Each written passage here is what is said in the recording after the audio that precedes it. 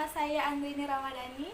Saya salah satu mahasiswa Universitas Pembangunan Pancabudi dengan program studi manajemen Fakultas Social Science NPM 201531010195. Pada kesempatan kali ini, saya akan menjelaskan pentingnya melakukan perencanaan keuangan untuk masa depan. Nah, untuk mempersingkat waktu, langsung saja kita simak penjelasannya.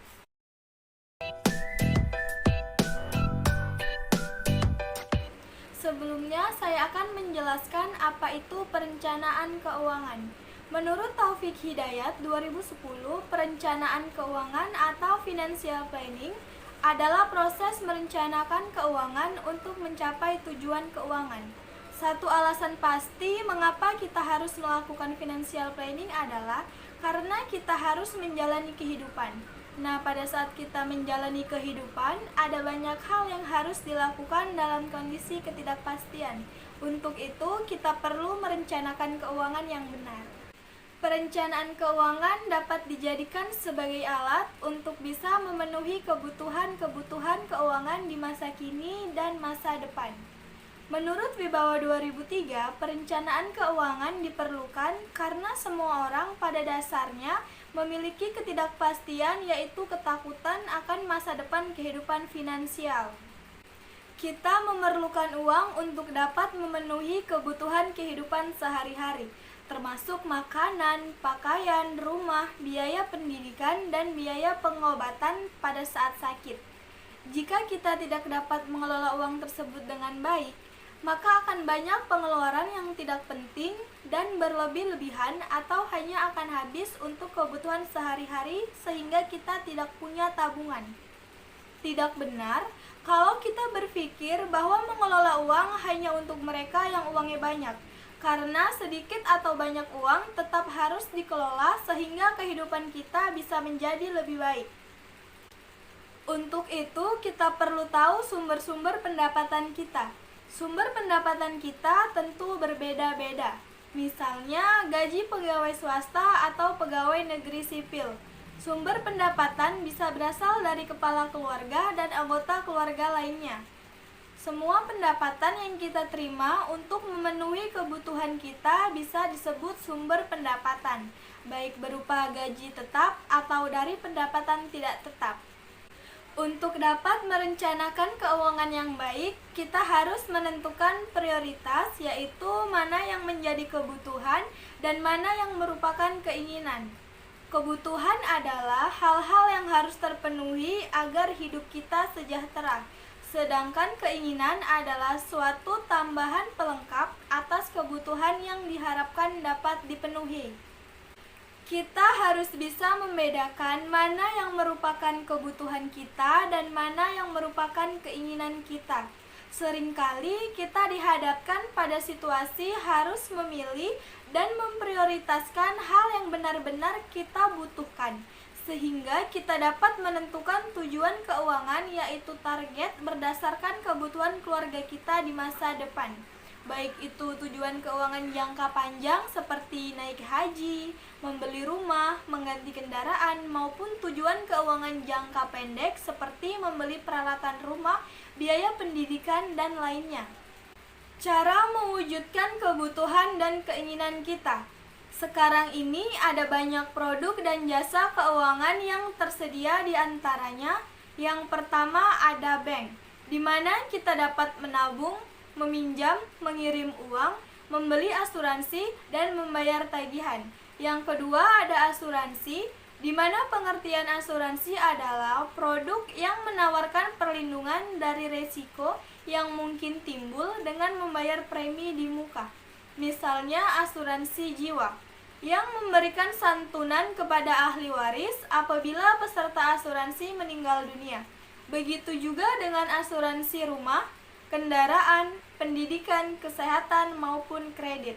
Yang ketiga ada koperasi, yang mirip dengan bank namun berlaku sistem keanggotaan dengan berbagai manfaat seperti kemudahan pinjaman, modal usaha, bahkan biaya pendidikan dan tabungan.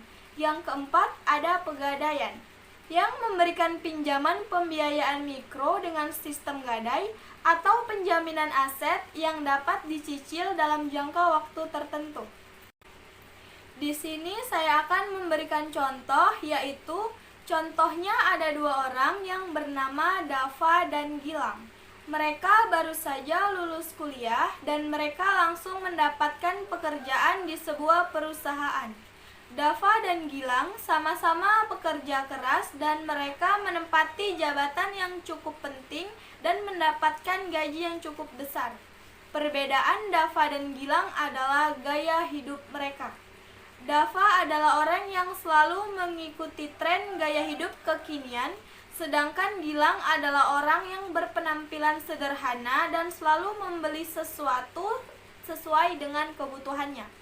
Dava tinggal di sebuah apartemen sewaan dan baru saja membeli mobil baru, sedangkan Gilang masih bertahan dengan mobil bekas dan tinggal di rumah kos.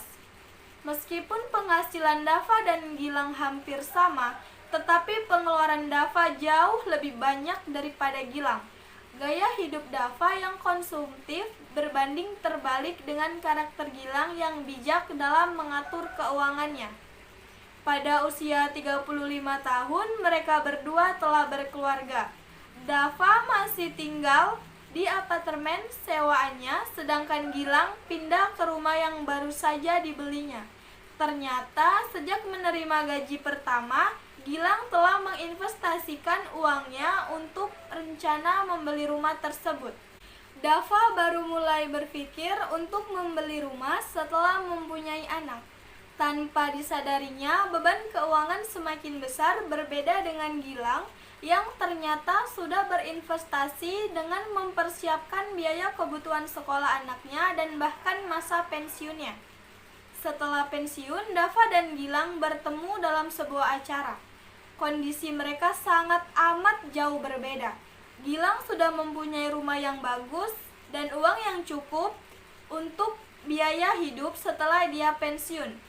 Sedangkan Dava hidup dalam kesulitan karena dia tidak mempunyai cadangan uang yang cukup untuk biaya hidup setelah pensiun.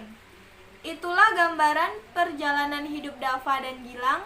Dava tidak mempunyai perencanaan keuangan yang baik, sedangkan Gilang sejak awal telah menyadari pentingnya memiliki perencanaan keuangan yang benar yang akan membantu memudahkan berbagai urusan dalam kehidupannya. Mengapa kita perlu perencanaan keuangan yang benar? Karena usia produktif kita ada batasannya.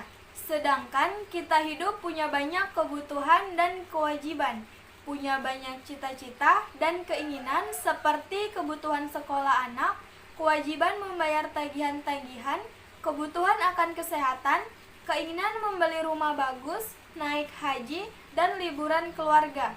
Untuk itu, kita perlu merencanakan keuangan kita dengan cerdas. 3 prinsip perencanaan keuangan yang cerdas adalah: yang pertama, mengatur anggaran keuangan dengan tepat. Yang kedua, menabung dan berinvestasi sesuai tujuan keuangan Anda. Dan yang ketiga, berinvestasi secara rutin. Nah, itu tadi penjelasan saya mengenai pentingnya melakukan perencanaan keuangan untuk masa depan. Terima kasih sudah melihat video ini dan jangan lupa like, comment, and subscribe. Dan saya akhiri dengan Assalamualaikum warahmatullahi wabarakatuh. See you next time.